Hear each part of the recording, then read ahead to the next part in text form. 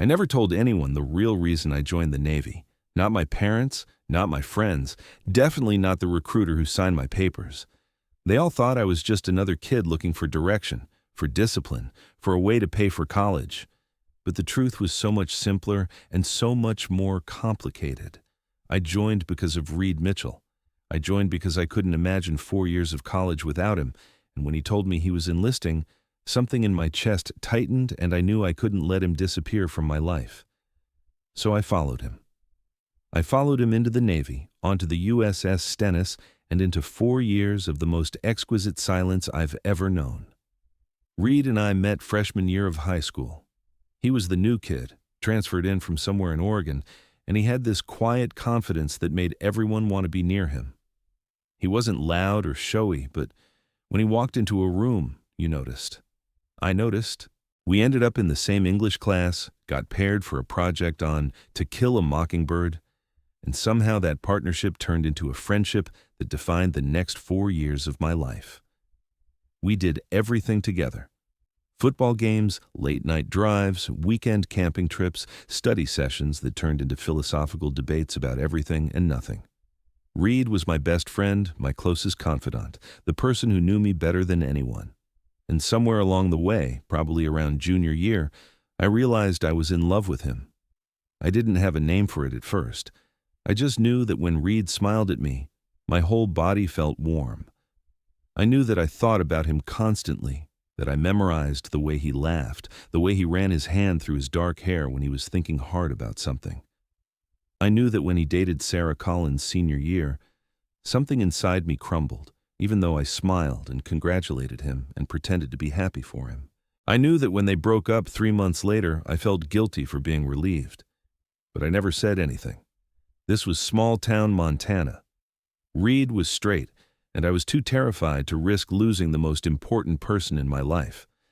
Senior year, we started talking about the future. Most of our friends were applying to colleges, making plans, dreaming big. Reed was quieter about it. His dad had been in the Navy, served on submarines for 20 years, and Reed always spoke about him with this mixture of respect and longing. His dad had died when Reed was 12, and I think Reed spent the next 6 years trying to figure out how to honor that memory. One night in February, we were sitting in his truck outside my house, the heater running, frost on the windows. We'd just seen a movie, some forgettable action thing, and we were sitting in that comfortable silence we'd perfected over the years. Then Reed said, "I think I'm going to enlist. I'm going to join the Navy." My heart stopped. I remember staring at him, at the way the dashboard lights caught his profile, and feeling like the ground had opened up beneath me. The Navy meant leaving. It meant years away, oceans between us, a life I couldn't follow him into. I asked him if he was sure, and he nodded, his jaw set in that determined way he had. He said he'd been thinking about it for months, that college didn't feel right, that he needed to do something that mattered, something his dad would be proud of. I went home that night and couldn't sleep. I lay in bed staring at the ceiling, imagining Reed on a ship somewhere, living a whole life without me in it, and the thought was unbearable. I made my decision in the dark, sometime around 3 in the morning. If Reed was joining the Navy, then so was I. It was impulsive and probably stupid and definitely not based on any rational career planning, but I didn't care. I couldn't lose him. I couldn't spend the next 4 years wondering where he was, what he was doing, who he was becoming.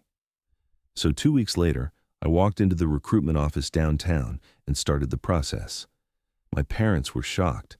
I'd been planning to study engineering at Montana State, had already been accepted, had a scholarship lined up. But I told them I'd changed my mind, that I wanted to serve, that this was what I needed to do. They didn't understand, but they supported me. Nobody understood. Nobody except me. Reed was surprised when I told him. We were at our spot by the river, sitting on the hood of his truck, and when I said I'd enlisted too, his eyes went wide. "You did what?" he asked. I shrugged, trying to act casual, trying to hide the fact that my entire decision was based on him. I said something about wanting a challenge, about the benefits, about seeing the world. He grinned, this huge, genuine smile, and pulled me into a hug. "This is going to be amazing, man," he said. "We're going to do this together." And my heart soared, even as I knew I was setting myself up for years of torture, years of being close to him but never close enough. Basic training was hell, but we got through it. We were at different facilities, but we wrote letters, talked on the phone when we could. After all the technical training, we got our assignments, and this is where fate either smiled on me or played the cruelest joke imaginable. We both got assigned to the USS Stennis, a carrier based out of San Diego. The same ship. We were going to serve together. Reed was ecstatic. I was terrified and thrilled in equal measure. 4 years on the same ship with the person I loved, 4 years of seeing him every day, and 4 years of maintaining the most careful silence about my feelings. Life on a carrier is intense. Thousands of people living in this floating city, working around the clock, deploying for months at a time. Reed worked in aviation maintenance, I was in engineering. Our schedules didn't always align, but we saw each other regularly. We'd meet up for meals when we could, work out together in the gym, stand on the deck at night when we had watch at the same time, and stare at the ocean stretching endlessly in every direction. Those moments on the deck were my favorite. The ship would be quieter at night, just the sound of water and wind and the constant mechanical hum of the vessel. Reed would stand next to me, close enough that our shoulders almost touched, and we'd talk about everything, about home, about the guys in our divisions, about what we'd do when we got out. He never talked about relationships, about dating, about girls. I never asked. I just treasured those moments, stored them away like precious things, knowing they were all I'd ever have. The silence I'm talking about wasn't just about not telling Reed how I felt. It was bigger than that. It was the silence of watching him exist in the world and not being able to reach out and touch him the way I wanted to. It was the silence of lying in my rack at night, knowing he was somewhere on this same ship, maybe 50 feet away, maybe thinking about me too, probably not. It was the silence of inside jokes and shared glances and moments where our hands would brush and I'd feel electricity shoot through my entire body and have to act like nothing happened. It was the silence of loving someone completely and knowing they'd never love you back the same way. There were moments, though, when I wondered. Moments when I'd catch Reed looking at me with an expression I couldn't quite read. Moments when he'd seek me out after a hard day, when he'd sit close to me in the mess hall, when he'd laugh at my jokes a little too long.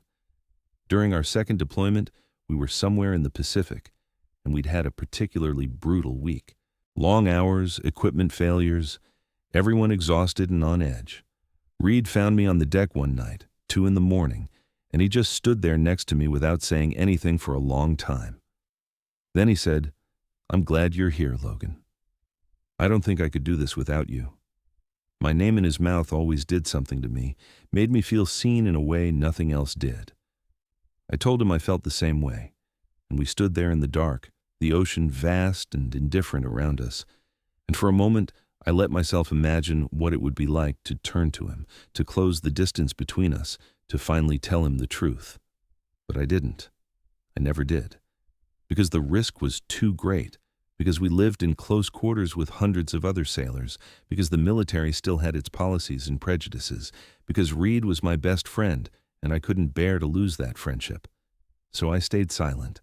I perfected the art of loving someone quietly, of being satisfied with proximity, with friendship, with whatever pieces of himself Reed was willing to share with me. Year 3 was the hardest. Reed started seeing someone back in San Diego, a girl named Michelle he'd met at a bar during our last port visit. She was nice from what he told me, worked as a nurse, liked hiking, had a dog. Reed would talk about her sometimes, show me pictures on his phone, and I'd smile and nod and feel like I was being hollowed out from the inside. They were serious, or at least serious enough that Reed was making plans for when we got back to port. He talked about introducing her to his mom, about maybe moving in with her after his contract was up. I listened to all of it and said nothing about the way it destroyed me. What could I say? He was happy. He was my best friend. And he was happy. And I wanted that for him, even if it killed me. But then something shifted. We were about 8 months from the end of our contracts, starting to think seriously about what came next. Reed had been quiet for a few weeks, distant in a way that wasn't like him. I asked him if everything was okay, and he'd shrug it off, say he was fine, just tired. Then, one night, we were on the deck again, our usual spot near the stern where you could see the wake of the ship spreading out behind us like a white scar on dark water. Reed was leaning on the railing, and I could see tension in his shoulders, in the way he was gripping the metal. I asked him what was wrong, and he didn't answer for a long time. Then he said, "I broke up with Michelle. I didn't know what to say." I asked him why, and he shook his head. He said it wasn't fair to her, that he wasn't being honest, that he couldn't keep pretending. "Pretending what?" I asked. And Reed turned to look at me, really look at me, and there was something in his eyes I'd never seen before. Something vulnerable and scared and hopeful all at once. He said, "Logan, I need to tell you something, and I don't know how you're going to react, but I can't keep it inside anymore." My heart was pounding so hard, I thought he'd be able to hear it over the sound of the ocean. I told him he could tell me anything, that nothing would change how I felt about him. He laughed, but it was a bitter sound. He said that's exactly what he was afraid of, that this might change everything. Then he took a breath and said, "I think I'm in love with you. I think I've been in love with you for years, maybe since high school, and I joined the Navy partly because I wanted to follow in my dad's footsteps, but also because I couldn't imagine doing anything without you. And then you enlisted too, and we ended up here together, and every single day I wake up and see you, and it's the best and worst thing in the world because I want to be with you, but I'm terrified you don't feel the same way." I couldn't breathe. I couldn't move. I just stood there staring at Reed, at this person I'd loved silently for so many years, and realized he'd been doing the same thing. We'd both been silent. We'd both been terrified. We'd spent 4 years on this ship, seeing each other almost every day, and we'd both been carrying the same secret, the same longing, the same fear. I don't know who moved first. Maybe it was both of us at the same time, but suddenly the distance between us was gone, and I was kissing him. Right there on the deck of the USS Stennis, kissing Reed Mitchell like I'd imagined doing 1,000 times. His hands were in my hair, and mine were gripping his shirt, and it felt like coming home, like every moment of silence had been leading to this. We pulled apart eventually, both breathing hard, both grinning like idiots. Reed's eyes were bright, and he said, "So I'm guessing you feel the same way?" And I laughed, actually laughed, and told him I'd enlisted because of him, that I'd followed him into the Navy because I couldn't stand the thought of losing him, that I'd been in love with him since we were 16 years old. He kissed me again, softer this time, and whispered, "We're such idiots." And he was right. We were idiots. We'd wasted so much time being afraid, being silent, when we could have had this. The last 8 months of our contracts were different.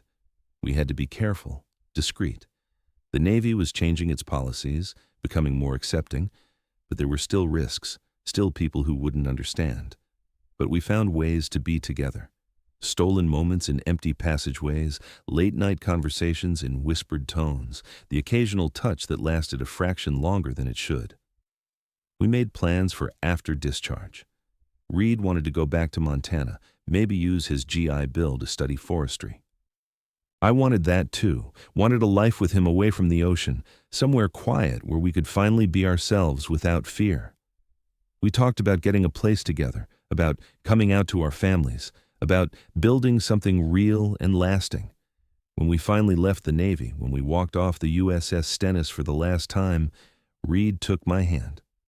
We were in civilian clothes, just 2 guys with duffel bags, and nobody was watching. Nobody cared, but it felt monumental. It felt like shedding the silence we'd carried for so long.